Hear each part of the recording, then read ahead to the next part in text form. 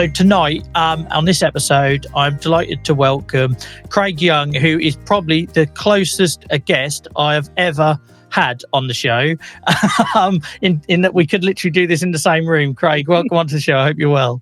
Hello, yeah, I'm great. Yeah, thanks, Joel, for having me. Yeah, I had no idea how close you were until we caught up just before this. Literally could run out of my house, appear in your room, and come back. But yeah, there we go. I knew you were in the same part of the world, but yeah, we literally we were chatting beforehand and realised we were less than probably 2 miles apart, which is it's just mad.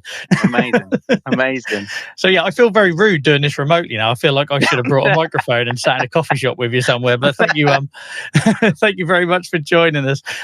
So Craig, obviously we met over social media, and we'll dig deep into your sort of like autoimmune disease and journey and everything else. But do you want, just for anyone that's not come across you or is the first time they're sort of hearing you speak, because I believe it's probably the first time you shared your story on a place like this, do you want to just give a sort of high level overview of who you are and what you do?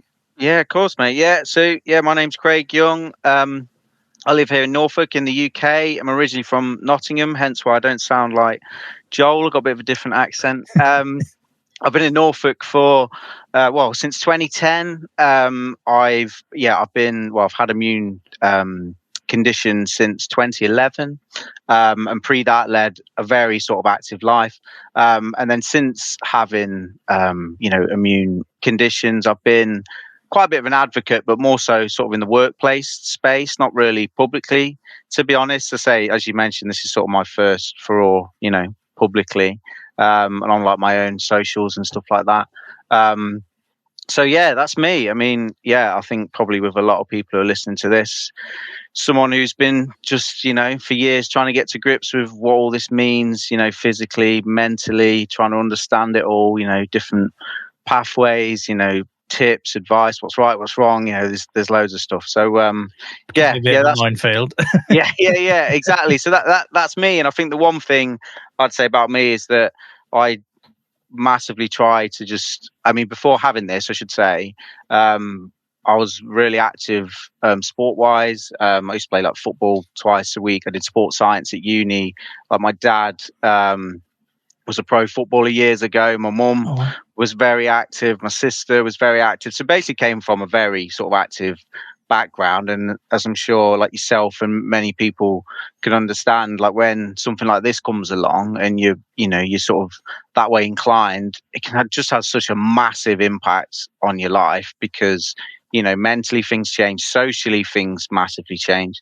And then, physically things change. So I think for me, since, once I got diagnosed, which was in 2011, I've been figuring out what works, what doesn't work. And as I think a lot of people can attest to, each day is just wildly different. So yeah, for me, I've just been getting to grips with what works, what makes me feel better, what can be too much and what can be too little. So yeah, a big passion of mine is sort of sport and exercise and how that can, I guess benefit me and people like me with similar conditions, Joel. Yeah, no, I really look forward to digging into that because the people that have been here before will know that I came from that sort of active background, and then it took me a lot of years.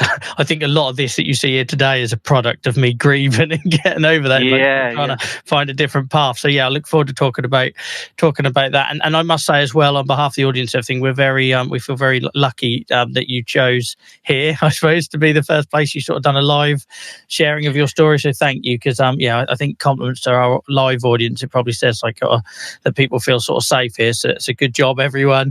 And you speak brilliantly, Craig, and your audio is amazing, so thank you for a first time sort of sharer. That really doesn't come across, so thank you. No, and I should say, Joel, I think the reason for that is I've listened to you for quite a while. Just when I'm trying to get in the gym, do a bit of exercise, or on the bus on the way to work, I'll stick your podcast on or watch it back on YouTube. And for me, just a big thanks, because I think, and again, I'm sure a lot of people will say the same, when you get diagnosed with something like this, you're just kind of on your own, right? And I think, you're given a few pamphlets in hospital or wherever it is, you're given these diseases on these pamphlets with these long words that you can't even say when you first see them, let alone understand what they are, let alone then find people who are sort of in the same boat. So yeah, just big thanks to you, Joel, and everyone that's involved in, and supported you along the way, because this is a really great arena. I was on a look the other day just how much content you've got, and the broad spectrum of immune conditions you've covered. I sort of think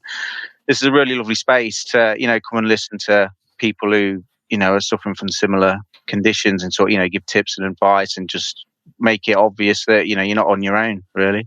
I really appreciate it. I'm trying to get better accepting comments. I've done this for a long while, feeling like a bit of a fraud, and I didn't know what to do. And I'd make some joke, and my head was already going to like making a joke about you going past my house on a bus listening to the podcast.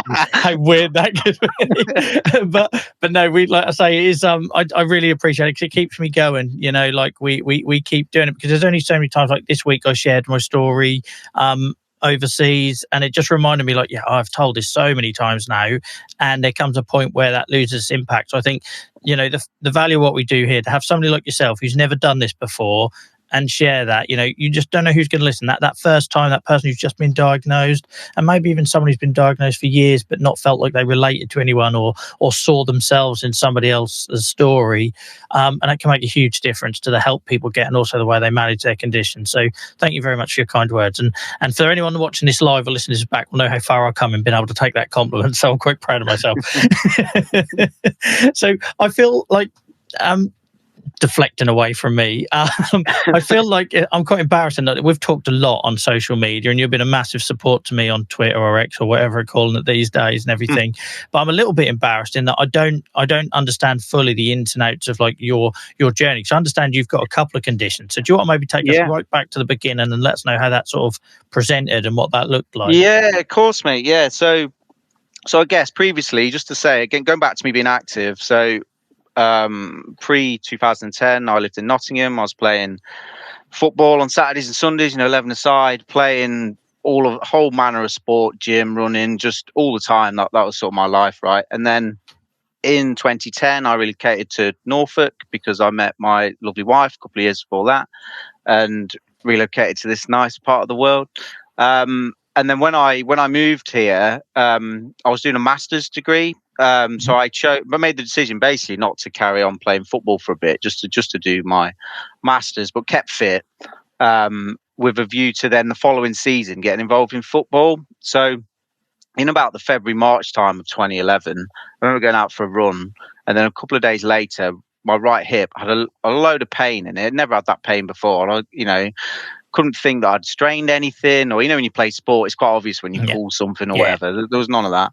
Then I went to the GP and said, look, I've done this. And they said, okay, we'll refer you for physio. But they said, by the time you get into the physio, that's probably going to have cleared itself I've up. heard that so many times before. Yeah. But then actually what happened, and this was literally within a matter of weeks, it was probably 4 weeks from that first, pain in the right hip. Pain had gone into left hip. I had pain in my chest, pain in my spine, and then pretty much most of my toes as well.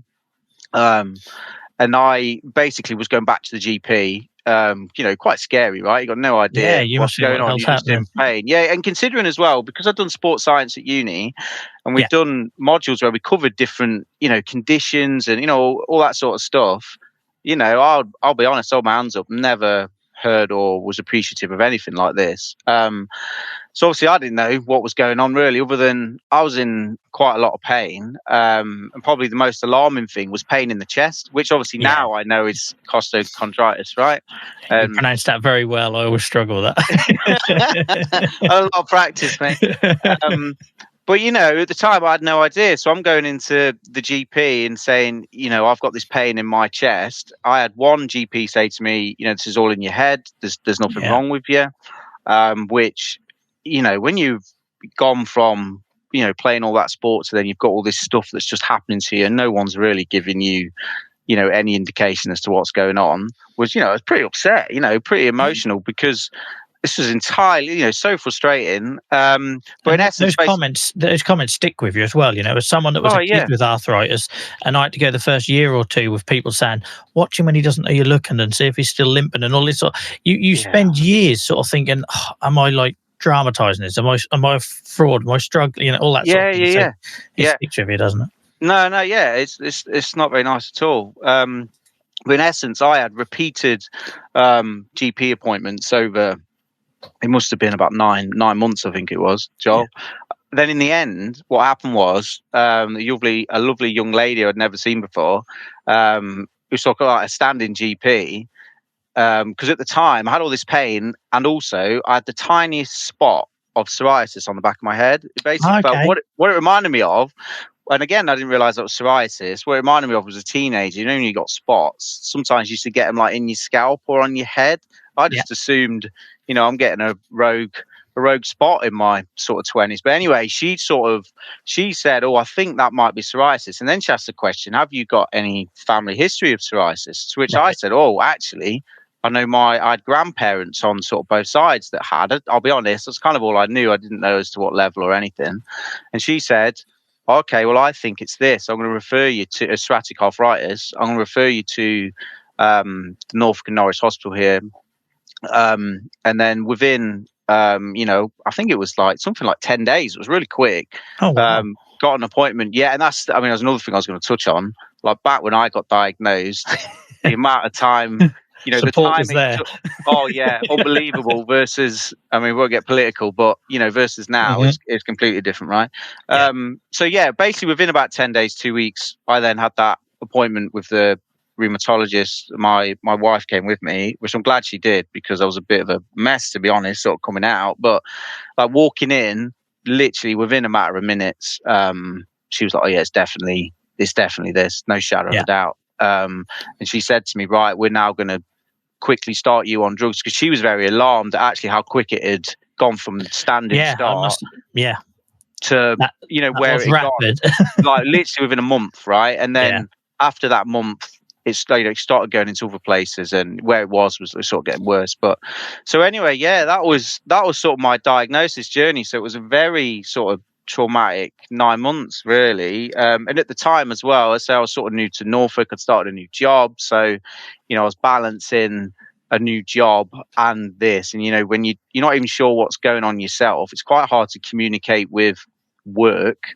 Like, you know, are you poorly? Are you sick? You're in pain? Like you obviously not experienced this before, so it's quite hard to sort of, you know, even. And employers struggle with these conditions at the best of time when we've got a diagnosis and a label. So trying to explain what was happening to you must have been a nightmare the first month or two. Yeah, that was horrendous. But so that was basically sort of that, you know, first 9 months, year, and linking back to the sort of active side of stuff. At that point, you know, I was struggling to walk. So, you know, quickly gone from 2 games of 11-a-side football a week to, you know, within a year, really, to then you're not being able to walk. So I think that's such an important point as well for anyone that's listening to this that doesn't understand the nature of the disease. Like you can't put your head in that space where you go from that position to struggling to walk, and then the way you have to adjust mentally to all of that is nobody prepares you for that, and there isn't really any support, is there? Unless you got something I didn't know about. No, you're right. There's not. You're sort of given, you know, a few leaflets, and I say, luckily my wife was there at the time, because you know I was quite an emotional sort of wreck, really, because you know the consultant said to me, we're going to put you on some treatment, which was methotrexate tablets, was the lovely one I started on as a kid. And she sort of said to me, you know, if this doesn't work quickly, you could end up in a wheelchair within, you know, a matter of months. So, you know, again, trying to digest all that, you know, looking back to, you know, a few months ago, I'm running around like a headless chicken, to now, you know, I could be in a wheelchair in a few months. Now, luckily for me, started on methotrexate, and I mean, that took probably a good 6 months to actually work. But then that did start to work. Works. Yeah. And then that's when I gradually, and this is for me, I think something I was going to talk about was, once I then got on that, and you know, pain was still there, right? But I was better than, you know, I was not at that 11-a-side football sort of each week, and I wasn't in, you know, extreme pain, somewhere sort of in the middle that floated and was, you know, tolerable. But the big thing for me was, and because I was advised not to exercise because of how bad it was then, right, you're almost starting again. What can I do? What can't I do? But I didn't jog for a long time, for example. You know, would just be doing like cross trainer, very light exercise, like would go and swim, and I barely ever swam before that. My only experience of swimming really was going with mates down the leisure centre and going on the slides. Like, so, Yeah. you sort of kind of what, I think you touched on it, Joel, like you do grieve, I think. Like you sort of, you have to quickly adjust to what is your new level of like what you can do. And it's not just, I mean, I'm talking about exercise, right? But there was a massive impact sort of on my social life because, I probably, like anybody, enjoyed nights out, and I used to love going out with friends, and we'd be out dancing all night.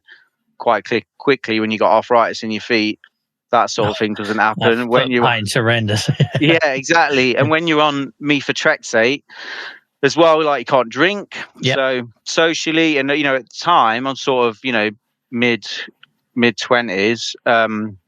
Like friends are getting married, they're having stag do's and that sort of stuff. I mean, luckily, I had a great bunch of mates who, when we're on stag do's, like, this always sticks in my mind, just to think how nice people can be, where like people would buy shots, right, and they'd buy whatever, but then there'd be like a lemonade shot, just that's just awesome. Yeah. so like, I've been quite lucky that I've got very good friends, like lovely family, and very supportive. And then for me, work wise, albeit, back when I got diagnosed, I didn't know what was going on, let alone, try and get something from them. I think once I got diagnosed, like, my path at work has been amazing. I've had great, managers and stuff who have really tried to understand it and have given me a bit of a platform in work to sort of talk this, just to try and, educate people that, this is, there's plenty of stuff out there that impacts people, and it's not just joint pain, right? It's all everything else that goes with it.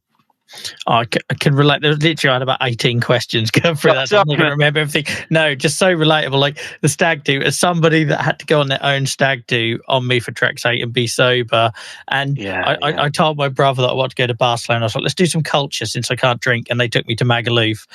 And it was horrendous doing that sober. But like you say, if you've got people around you, it makes a big difference. And I think where I struggled, like, and I share this, I know it's not about me time, but I share this for anyone else listening. It's like, I tried to hide it all. I come from that sporting background where I was worried about being judged and competitive background, that sort of thing. And then the trouble is when you then went on those do's, those events where people are throwing drink at you, or, well, you're not drinking for, and you get called all sorts of names, that typical sort of alpha male culture thing. You don't help yourself. So I think your example is really important, because you clearly done the complete opposite to the way I tried to handle it, and then it all come crashing down, and so it's so nice to hear about work and friends and things like that being supportive. I really appreciate you sharing that. No, and that's probably, I mean, I've probably always been quite an open person. Like, my family always were, my parents always were, and I think as such I have been, like, pre having this. And I think that's definitely made a massive difference. I think just from, you're right, that's definitely one thing I would advise, if people are comfortable to, is being open, and just talking to friends and family and in the workplace, because I think from doing so, I've met a number of people along the way who have got something similar, or have got this, and I think there's a lot to be said for just talking to people who have got, a similar thing, right? Just even if it's just to share tips and advice, or, just that, to what you said, Joel, like, that understanding of what you're going through sort of day to day, and how, sometimes just to get to work is a massive challenge. Versus, people don't see that side, do they? No, you see the hours that go in before. No, like, but when this has been bad, for me, so I was on methotrexate for a few years. I started to fail, and I had a real battle trying to get off it and get onto other stuff, to try and basically prove to get on biologics. And the problem for me was I've never had any visible swelling, and that was one of the little tick boxes. Tell me about it. I literally was crying on the ultrasound guy's bed, begging him to find something, because mine's the same. So nowadays it's really easy. My fingers go knobbly and my toes go fat. But when I was in my 20s, just didn't show blood tests or anything. And I've got the same sort of condition with a few tweaks and differences as you. And it's horrible that we're trying to jump through those gates to get access to these things that are going to make such a big difference. And I mean, that was a horrendous time for me. That was probably, a few years after. I had a good ride for a few years, being on methotrexate, but when that happened, like, I really struggled to walk. Like, in the morning, getting downstairs, like clinging on to the sort of banister to sort of, get down. And to even get to the bus stop, like I bought like a push scooter because like I wouldn't have been able to walk to the bus stop. I mean, that sounds crazy probably to, no, but it paints that picture that people need to see, that stark contrast, and then how quickly you have to adjust. And I don't know about you, but the thing I always find as well, which I think we need to improve on, and if your experience was different, please say, is that like nobody prepares you for when then the treatment stops working. So I went on methotrexate as a 14-year-old, and it was great. And for 10 years, apart from being a bit sick occasionally, it was fine. Methotrexate gets a bad rap, but when it works, it works. And then suddenly I get to my mid-20s and it just stops. And I was like, oh, right. So what are the options then? And so why are we not having those conversations? Right, Craig, we're going to put you on this, but if that doesn't work, this is what it'll look like. And this is what stage 2 will be. And that sort of thing is mad. No, 100%, mate. No, exactly the same. There's none of that for me. It's sort of, just when it happens, and from what I've found is you have to sort of flag that yourself, right? And you do. You don't have appointments often enough to pick that up. So, you're having to be, really proactive to sort of push that. But there was times for me when it was an absolute nightmare trying to just, get into the office, coming back at lunchtime, my feet would probably then be sort of semi all right. And the issue I had was that went on for quite a while, which then has left sort of permanent damage in my feet now. So now I'm okay, like in terms of, inflammation. It's sort of kind of under control at the minute, and has been for a while. So I can, go running and stuff like that. But because of that permanent damage now, I can't go as far as I would have done. Years ago. It just prevented it. So that's really frustrating. Yeah, that takes some getting over as well, doesn't it? That because the goalpost moved. Good pun there, not intentional. But you know what I mean.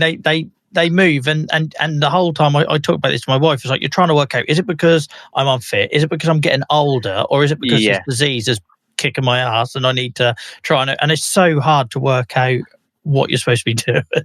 No, really hard. Like we, whenever we, like if we go out as a family or anything, we're on our feet for a long time. My feet then really hurt, and I'm sort of, checking in with my wife saying, "Are your feet hurting or not?" And she goes, "Yeah," and I think, "Oh, that's all right." Like, it's because you probably haven't gauged that yours is like really, really. We're not good at doing that, or we in our life with these diseases, we get that thing where I'll say, I'll try and say, "Oh, my back hurts," and someone will say, "Yeah, I get a bit of sciatica," and you're like, "Oh, for God's sake," and it's that kind of, everyone's got something they can relate it to, and I think that's why it's really important when you're talking about that dramatic, the speed of it, and what happens when stuff doesn't work, and and how it affects just simple things like going on stag do's and stuff. I think they're really important things for us to share, because it's what separates it from a bit of a bad back or a bit of a sore knee. And it's just that ongoing, it's always there in your mind, right? Whether it be, you got to think, I've got to have a blood test, or I've got to remember to take my meds, or pace yourself and all that. I've got this thing coming up in 4 days, so I better exactly. So like like the amount of times I've either gone away with work or gone away with family, I think, actually I might hold off taking my immunosuppressant just for a few days, just because I don't want to run the risk of picking you up. go to that kid's party and you're thinking, I definitely ain't doing my biologic a day before that. Exactly. Germ fest. Exactly. Exactly. So I think that's really important. I just wanted to come back to, you mentioned your wife a couple times of peer support, and like it's a bit of an issue where not everybody agrees, but like I'm one for saying, like, I think you create your own peer support. And I touched upon it earlier where like I wasn't very open, but then I complained I had no peer support. And why would I? Because I didn't let people in. You've clearly been a lot more open, and you talk about it at work and everything else. Therefore, you're getting that support. So I don't know. I just before we moved on to other things, I thought it might be important that we touch a bit more upon that sort of peer support and how important that role sort of played, and your partner. And also, I suppose it's also worth mentioning, it affects them as well. We probably don't in bigger support circles, we don't talk about caregivers and that enough. They have to adjust and grieve a little bit as well, don't they? Yeah, exactly. And it has you're right, it has a massive impact on them. You probably know as well as me the amount of times where you can't get out of bed in the morning, or you just need to lay down for a few hours. So we've got young kids, right? So what does that mean? It means your other half's got to got to lean into that. So yeah, I would say, yeah, but just being open for me has meant that almost in every circle of my life, I've got that support and people who do just ask like how you are. But also people who are, but I think it makes people inquisitive as well because people don't understand it. So they sort of ask, I've had people say to me, it's like, is there ever a day you're not in pain? So there's, shows to sort of fully thinking about it. But yeah, for me, just being open has meant that I've had, all that support in sort of all avenues of life, Joel. And the other thing I would say, sort of from being open, is that, and it's quite a specific example, but one thing that I've found through being open is here locally, there's a group of people who just hire out a football pitch once a week, and it's for people with various conditions. So, oh, right, okay. So it's spot on. So there's people there who have had like cardiac things. There's people who, it's all ages, right? And I'm already in the back of my mind thinking, why are you saying this? Because I'm now going to go downstairs and my wife is going to be literally waiting with the diary in front of us, and book it in. You have no excuses anymore, John. No. So, and it's, but I think from being open, it sort of opened those doors, I guess is what I'm saying. Yeah. And it's lovely because, 1 week I could go down there and I feel not fine, but new fine, not old fine, if you know what I mean. So I can do a bit of running and run around and, love it. Versus other weeks I'm in pain. I feel I'll still go, but actually it might be a bit more walking football for me. But I love that. at least I'm sort of still out. So yeah, I think, from being open, that's a specific example, but it sort of opens those doors. Now, the only thing I was going to touch on, Joel, was that like pre-COVID, I wasn't open like with my kids, I would say. Yeah. And I think for me, that was because I think looking back to when I was younger, you see your sort of parents and family as sort of invincible, right? You never know sort of if there's anything. And, looking back, there probably was, but, they don't share that. So I hadn't really ever shared what was going on with sort of my kids until then COVID happened. And then, you're on this lovely shielding vulnerable list, which, the system. Yeah. And at the time it meant our kids could have gone to school as key worker because of my wife's work. But the sort of advice from, the hospital was, for me, it was like, if you can, not get them to go to school. And luckily for me, it works. I work at Aviva. They were amazing where they made it so that basically I could work just a couple of days a week and still get my salary, which meant the kids didn't have to go to school. But I guess what I had to do at that point was, and this probably affected me quite a lot. Obviously, one, it's lockdown, and you sort of that classification that you're vulnerable, which, to be honest, I don't think I'd ever really considered. But then opening up to your kids to try and explain this, and for me, it was a bit disheartening because you're not that invincible person that you sort of want to portray a little bit. And then, since then, bless them, they sort of, they try and understand it, I guess, as much as kids can. But so, yeah, I'd say just be as open as you can if you're comfortable to. And it's opened a number of doors for me, and I've met numerous people who are in a similar boat. Yeah, and I must admit, since I've done it, it's changed everything. I say I wouldn't be here doing this. I've gone full, total sea change, like, the other way with all of this. And I think a lot of that is like years of just not having anyone to talk to, and now we're suddenly doing, like, even like, we started this episode with you saying how this is your first time doing this, and I'm learning from you. And I think that's the really important thing about us sharing this stuff, is that you can take the bits you need. I know I need to get out and be more sociable and move more, and you're sort of sharing us how you can do that. Because I don't know about you, the bit I really struggled, being a sporty person, I wasn't football, I come from different backgrounds, but it's trying to find enjoyment with a lower bar. Did you find that? Like, if I couldn't do it the way I was doing it, if I couldn't play first team rugby, or I couldn't do this, then I didn't want to know. And I still struggled with that a little bit. 100%. 100%. And I think for me, I totally avoided all sport, but like watching it as well. I used to really massively watch it. Like, I'd go play sport, and then I'd be in the pub with friends watching it, all that sort of stuff. And then when this happened, I completely I can't, any sort of link to it would just, further remind me. So I had to sort of, almost lose myself in other stuff. And I think my sort of escapism a bit was then my family, having a young family, having days out and that sort of thing. So Yeah. I sort of naturally, I mean, that shift might have happened anyway, right? But I sort of shifted into that. But oh yeah, massively. That took a lot of getting used to for me, because I was always really fit. I remember at school, like winning the like the bleep test, and then at college and uni, and then hang on a minute, I now, I can't get down the stairs, let alone, even entertain doing that sort of stuff. So yeah, it's a real big mental shift. And again, I think being open and, trying to talk that through with people who understand, and what I've sort of done, sort of created around me, is I've got people who are, don't have this, but they're like active runners, and there's that football group, and the people who go running will say to me, "Oh, do you want to?" They'll always ask me, "Do you want to come out?" And I'll go at a slower pace, so I won't go very far. So again, being open has sort of created that. But yeah, for me, so frustrating to just know that you can't get back to sort of where you were, and you sort of grieve for it, right? I feel like I had a midlife crisis in my 20s. It's like, that's how I describe it. It's literally what it felt like, and then you sort of have to get over that. And now I'm turning 40 this year, and I know I'm getting round 2, but I'm feeling more sort of prepared for it. I shouldn't go out like buying a sports car or anything this time around, I don't think. But no, it's really important. So thank you for sharing that. And I understand, have you got AS as well? Ankylosing spondylitis. Yeah. We've talked about it before on the show, but for anyone that's sort of new to it, do you want to maybe explain that and then how that came about?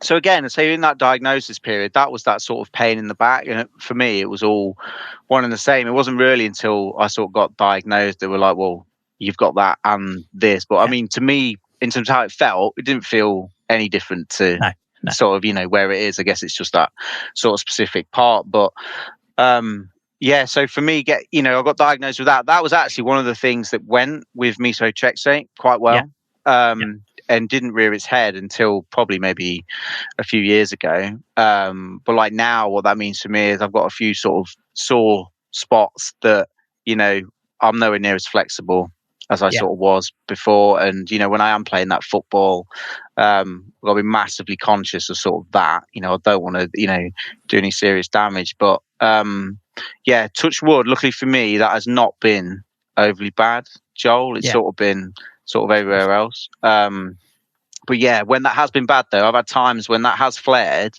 for one reason or another, and that has caused absolutely horrendous, like leg pain, through like that sort of sciatica type pain. From stuff going on in your back. And then alarm bells from the consultant, asking all those questions about your bowel and your bladder. I was like, well, why are you asking that? That thought process hadn't even entered my mind that, that could be, quite dangerous and impact, obviously your spine can impact other things. But yeah, touch wood for me, that hasn't been overly bad. But I have found though, through, gentle exercises and stretching, I do a lot of sort of light things in the gym, like resistance stuff, to sort of help stretch my back and help my core, and that's sort of definitely helped. But and one thing, swimming definitely helps, I found. But the only thing is, caveat, when it's been bad sort of higher up, swimming's a no-go. You can't swim. No. Trying to like get your head out. And the reason I can relate to this, by the way, just for anyone who's listening or not aware, is like there's a lot of crossover between psoriatic arthritis and AS.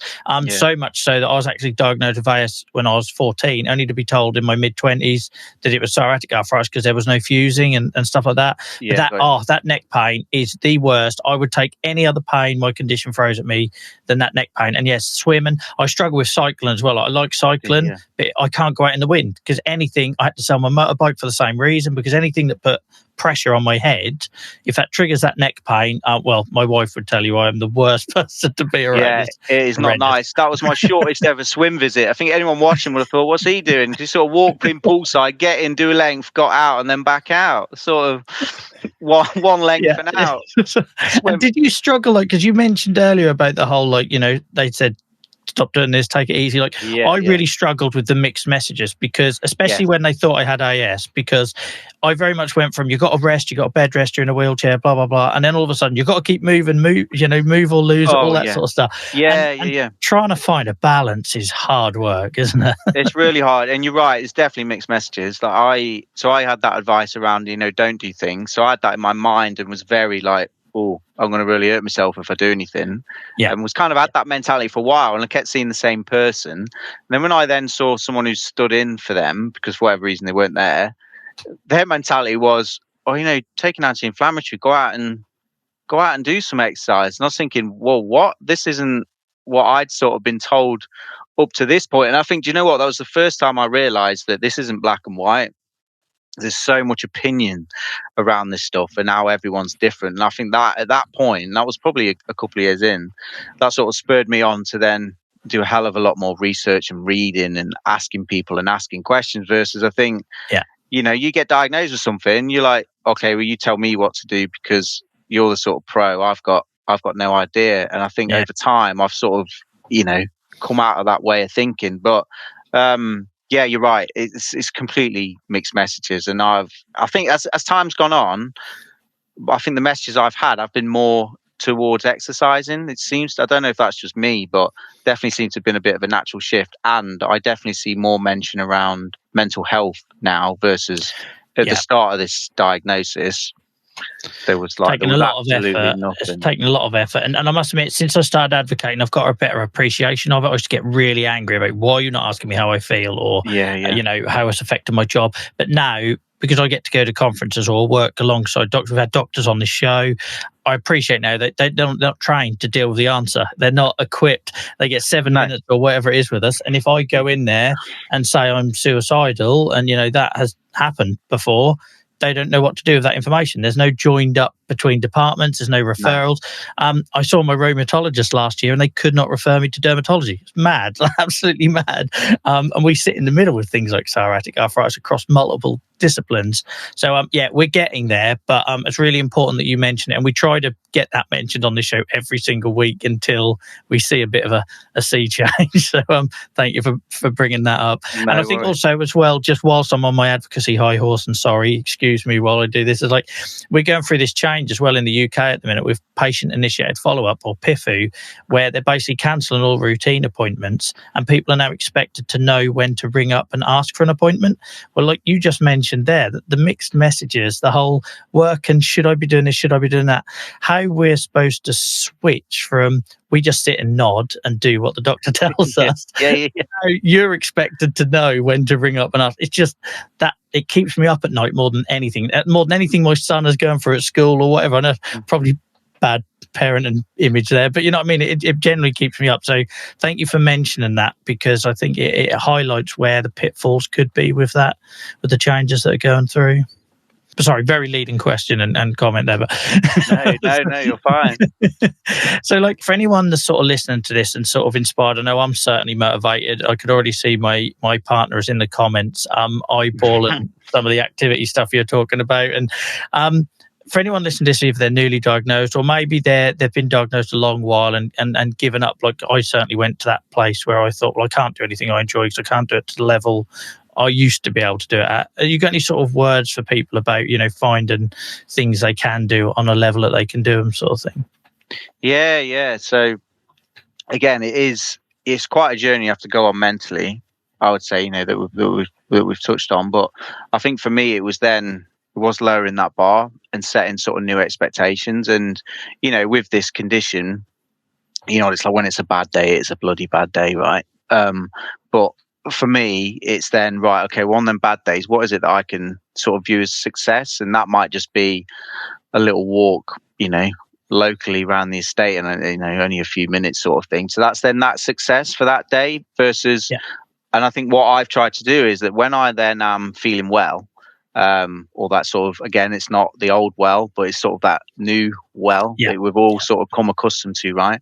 Is then seizing that moment and just getting out there and doing something. And for me, that might be, again, I used to run quite far. I can't do that anymore. So it's more sort of a slower pace jog just to get out there for half an hour. For me, if I can get that done, that's sort of my bar.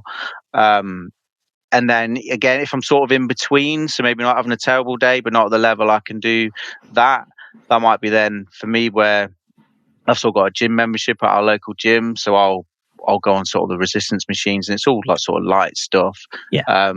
And the difference I feel, and again, and I wish I'd have known this or even thought of this when I was in that early journey.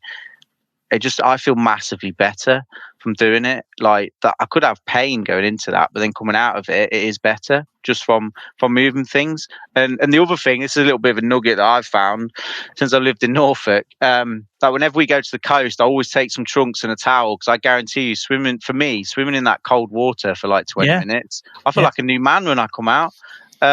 So, it's funny, isn't it? Because you sort of associate heat and like I will often reach to heat and things, but like sometimes that cold has its place, and so I have lots and lots of hot baths, but my skin hates it. If I go and jump in the cold sea, my skin really benefits from it. Yeah. No, so I think it's all about, it's just adjusting and just setting yourself sort of simple, like smaller goals. Don't, like, for me, because I'd always kind of been at a level, which you kind of got to, almost forget that and just start from, just simple things like, a little walk, or then can that turn into a jog if you're comfortable, and that sort of thing. And just setting sort of simple goals. And the one thing I would say is, for anyone who's on like the likes of Strava and stuff, I've found at times that can sometimes like impact you sort of mentally as well, because you can see people who are out there smashing it, each week, but you're like, oh God, what I'd give to just run a quarter of that or something like that. So all I'd say is, and if you're going through sort of a bad time, I tend to stray off that sort of stuff, just because it just doesn't help. So for me, I'd just say set simple goals, small goals, and just try and gradually work your way up. But then the only thing I would say is that I found is that then you get a really bad flare and you kind of have to start again. So you're kind of on this sort of, in terms of fitness and trying to do activity, you're constantly on this like wave. So that's something that I've gotten used to. Is almost the way I see it was, like, again, going back to football, but you sort of play a season, you get fitter, and then you drop off, and then you have your pre-season or whatever, and you get fit again. It's like that, but it's in a really small sort of space. And you have no idea when that might stop and start, right? Because based on flares and stuff. So that's probably what I'd say, Joel.